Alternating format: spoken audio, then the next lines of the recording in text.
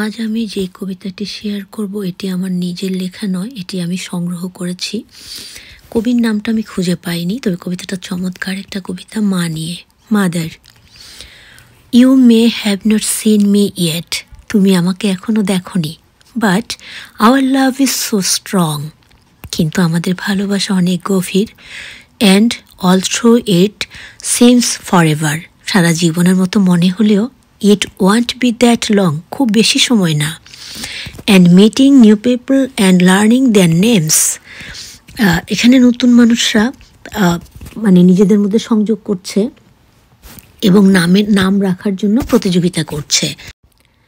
I hear your voice when you are talking, তুমি যখন কথা বলো আমি তোমার কথা শুনতে পাই। And I feel happy inside, এবং আমি ভিতর থেকে খুব আনন্দ অনুভব করি।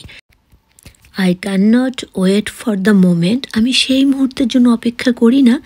That our two worlds collide, আমাদের দুনিয়া মিলে গেল।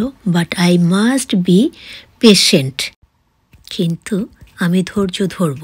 And keep sucking my thumb, আমি আমার আঙ্গুলি চুষব। The time can not come soon enough, সময়টা খুব বেশি না। To meet my for special mom, আমি আমার অসাধারণ মায়ের সাথে দেখা করব।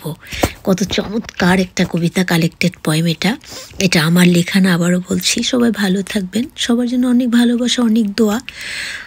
আসসালামু আলাইকুম রহমতুল্লাহি ওয়া বারাকাতুহু। Have a great day to all guys. Allah save everyone. Ameen summa ameen.